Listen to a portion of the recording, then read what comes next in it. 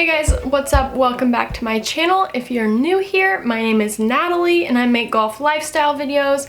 All of the other YouTubers say like subscribe and like this video and all this stuff at the beginning of the video, so I guess I should too. So hit subscribe, like this video if you like it. Also follow me on Instagram at natbirdgolfs. So today's video is a little bit different than what I typically do, and I'm going to be talking all about things I wish I would have known before college golf. Now, I know we're kind of in a weird place with the world with the coronavirus, and some people may not be starting their season yet, but I feel like this is advice that it's never gonna like expire. I think it'll always be relevant.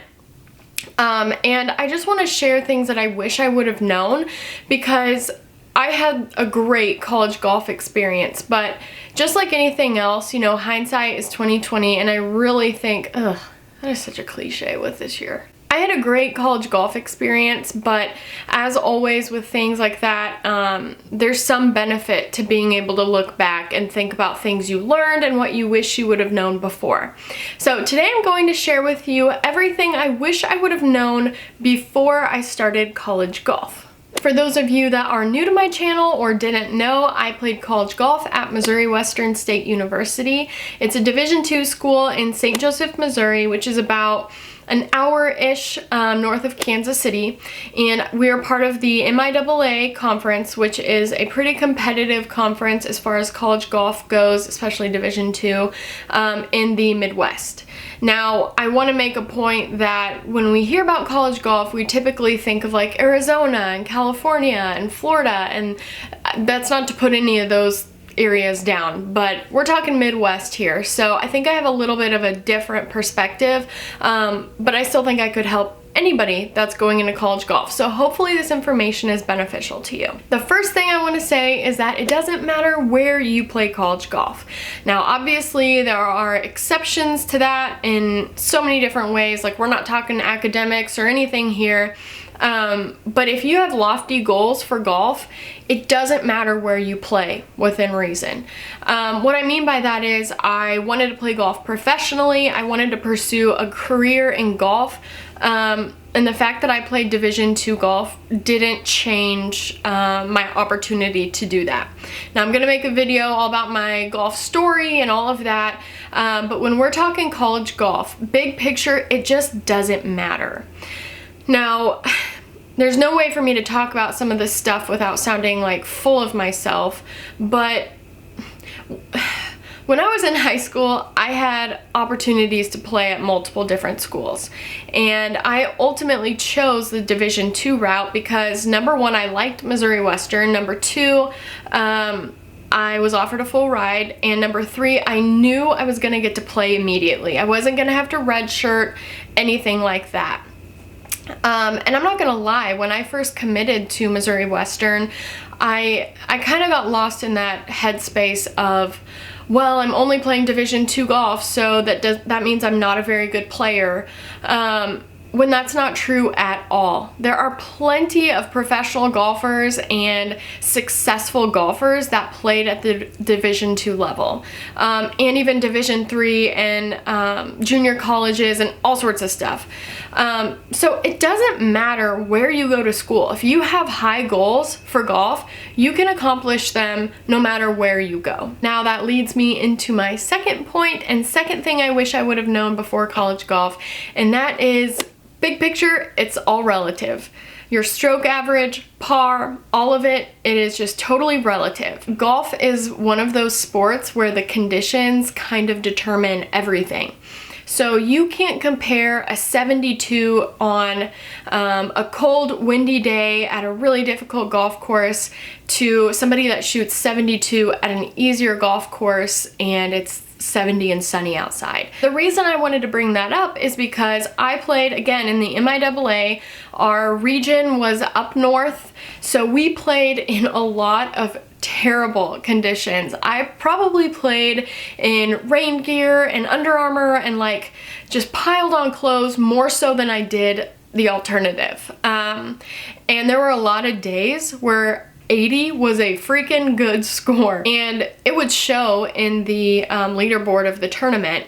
But when you're looking at national rankings and even your stroke average on paper, it looks like you're not a good golfer, point blank. And that used to really eat at me. My freshman season, I remember I was getting frustrated, and I had 2 victories my freshman season, but I was mad that my stroke average was like 81 or something. And I wish I would have just shook myself and said, hey, it doesn't matter. Like, you're playing at an elite level. These national rankings, like, in the big scheme of things, they just don't matter. But that seems so important to you in the moment. And I'm not trying to downplay anybody else's accomplishments, anyone that plays in those better conditions or whatever you want to call it. But I wish I would have known that par is always relative. Stats don't really show the whole picture. Even today, when I look at stats from when I played versus you know, Missouri Western now, I get so frustrated, and I think, like, even though I was a trailblazer for the team and I was playing at an elite level, it just looked like I wasn't a good golfer. But I realize now, and I really try to remind myself, that I was playing in tough conditions. I was playing in different parts of the country that they're playing now.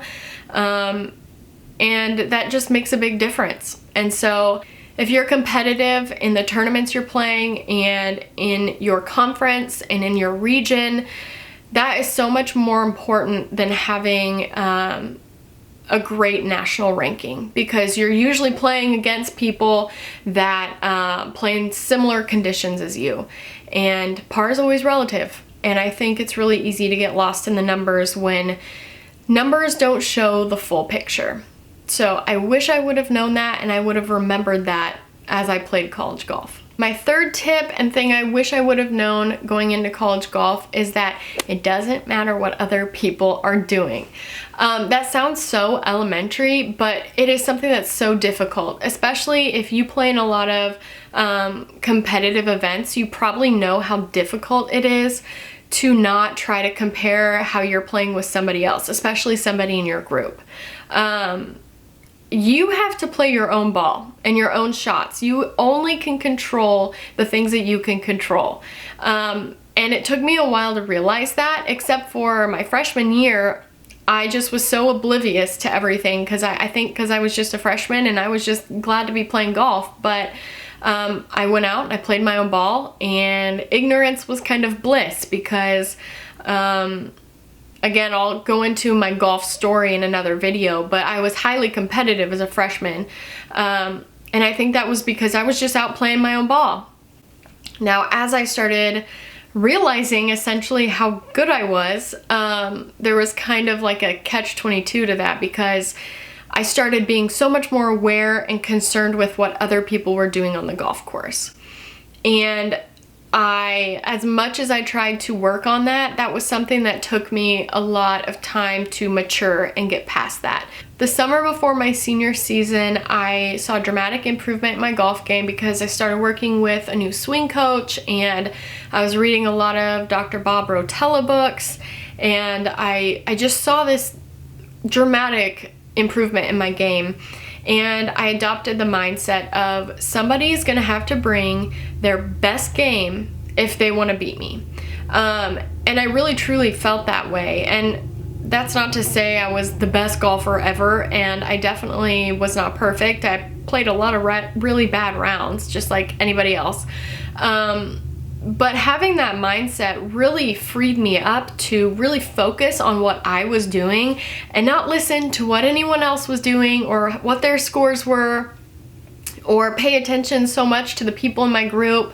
I was able to really just get into one shot at a time, me playing my own ball and not really caring what else happens on the golf course. Oddly enough, it also allowed me to I don't know how else to say it, but like appreciate how well other people were playing. And I was able to, when I tell someone good shot, genuinely mean good shot. Like, this girl is playing really well, which I really think also freed me up to be more competitive because I just didn't really care.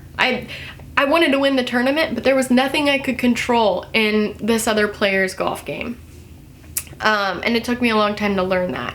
It also doesn't matter how far you're hitting the ball or how far another person is hitting the ball, or your stroke average, none of that really matters. You can only control what you can control. You can only control your golf game. And I wish I would have just been able to really grasp that and actually be able to play with that mindset. So that's my third thing. I just want to stress that it just doesn't matter what anyone else is doing, and that you have to play your own ball in your own golf game. It doesn't matter any of the other details. You just have to play your best. And if somebody beats you, then they beat you. And that gives you more motivation to improve your game. But in the moment on the golf course, it just doesn't matter.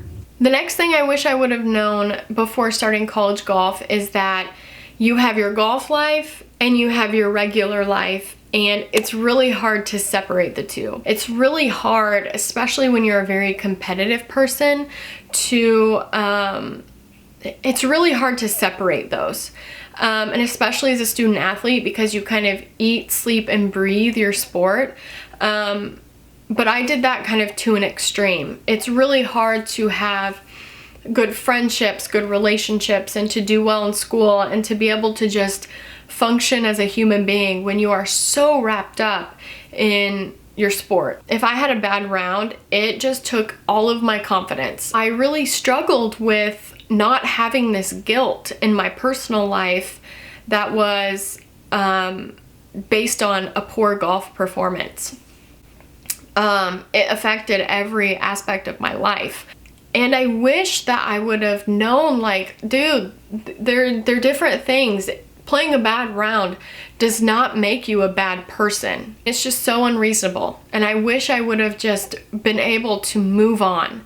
And it wasn't until my senior season, I don't know what clicked, but I finally had that maturity to move on and to be able to enjoy and focus on my personal life and it not be consumed with golf.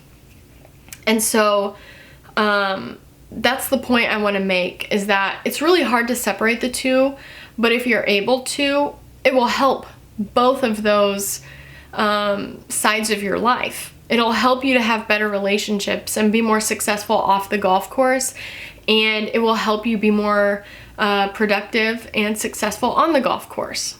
You have to be able to find a way to separate that, or at least some sort of way to be able to get out of that bubble to an extent, to have a healthy balance. Another thing I wish I would have known is that there will come a point where you have to make a decision on your priorities. Somewhere I once was told or read or something, and I don't know who said it, and I feel kind of guilty bringing it up when I don't know who to attribute it to, but I heard that there are 3 components to being a student athlete. You have your sport, you have school, and you have your social life. And you can only be good at 2 of those at a time. There is no way for you to balance all 3 and be a functioning human being. Now, me personally, I kind of chose the route of golf and school. Those were my main priorities, and there's a lot of benefits to that, and a lot of good things came of that, but also some negatives as well. I already mentioned how my identity was so wrapped up in golf that I didn't really have much of an outlet. Like, golf was just kind of it for me. And I think if I would have made more effort to really pursue a social life, that would have helped me on the golf course, and that would have helped me in school too. Now, that doesn't mean I didn't have friends or that I didn't socialize at all. But when it was golf season, it was golf season. I wasn't doing a whole lot of anything else. And I look back now, and there are a lot of things I missed out on because I was just so wrapped up in golf and in school. And the reason why I wanted to bring that up in this video is because there will come a point where you have to prioritize what's important to you.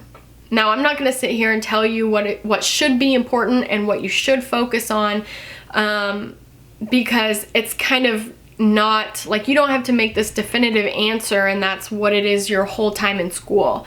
There will be some, you know, fluidity to that, but there will come a point that you have to decide, and you have to pick the things that are going to be most beneficial to you. And if somebody gives you grief about that, then you got to kind of put that aside, because ultimately it's your decision. And your coach may influence the decision you make with your priorities, and that may be something that's just totally personal to you.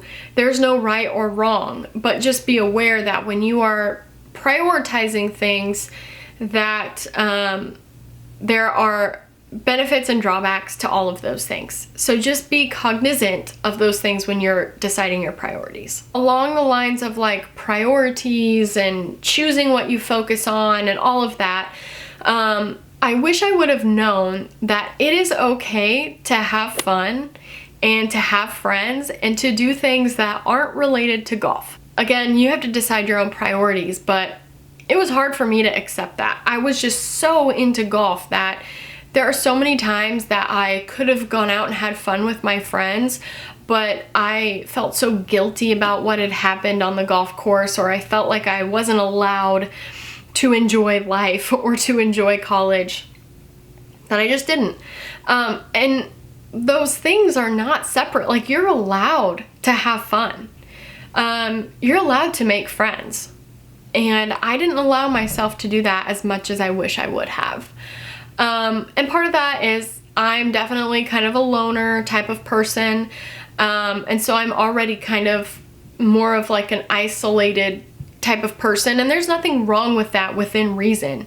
But you are allowed to have fun and you're allowed to have friends. And I hope that you do. That's something that I wish I would have experienced more. Now, a lot of this sounds so negative. Like, I'm talking about all of these things I wish I would have changed. I had such a good experience playing college golf. I don't want to make it sound like it was just straight up miserable. I don't want to discourage anyone from playing any college sport, because it is hard, but it changed my life completely. And I'll talk about that in another video, but these are just things I wish I would have known. And the last thing that I wish I would have known is that it goes by so fast. And that's so cliche, and everybody talks about how fast, you know, different phases of your life go by. And my college golf experience, I just feel like I blinked. In the moment, it felt so long and just so difficult at times and so fun at times, but it just flies by. And the person that you are going into college golf is probably going to be different than the person you are leaving college golf. And that's one of the most beautiful things about being a student athlete. And I truly miss it. There's not a day that I don't think, man, I miss college golf, or I miss that kind of stuff. And I miss being a student athlete, because there's nothing like it. And I don't know, there's nothing like being a student athlete. There's no experience you can compare it to. It just is what it is. And I wish I would have just really soaked it in more. And it just goes by so fast. I mean, I don't even know what else to say about it. It just flies by. And really soak in the good and the bad, and make a point to be in the moment and focused. And with this world of social media, it's hard to be present, but really try to be present, because it just flies by. And it was the best experience of my life so far. And even though there's a lot of things I wish I would have known, I wouldn't have changed anything. I love how it turned out. I loved the path that it put me on. But I think having some more knowledge of some of these things would have been very beneficial to me, and I think I would have been much more successful. So anyway, I'm gonna wrap this video up. I know, well, I don't know yet because I haven't edited it all, but I'm sure it's gonna be a long, lengthy one, and I tried to not ramble so much, but this is just kind of one of those things. So I really hope this video was beneficial for you, and if you're not getting to play golf this season, I'm so sorry. That breaks my heart for you, but I'm so hopeful for you and still happy for you because it will come. You will get to play. Try to be positive, but regardless, hopefully this video will help you in some way. As usual, I'm gonna say the normal thing that if you liked this video, give me a thumbs up. If you want to share something about your college golf experience or something you wish you would have known, comment down below, and also hit subscribe. That helps me out a lot, and I love sharing this stuff with you, and I want to continue to do so, and you doing all of those things really helps me out. Also, something tells me you have a friend, family member, or a teammate that may really like this video and benefit from it, so please pass it along to them. Until next time, I'm wishing you birdies and fairways and hope you have a great day. Bye. I wasn't like nationally ranked as high as I wanted to be, or as low. I don't know how that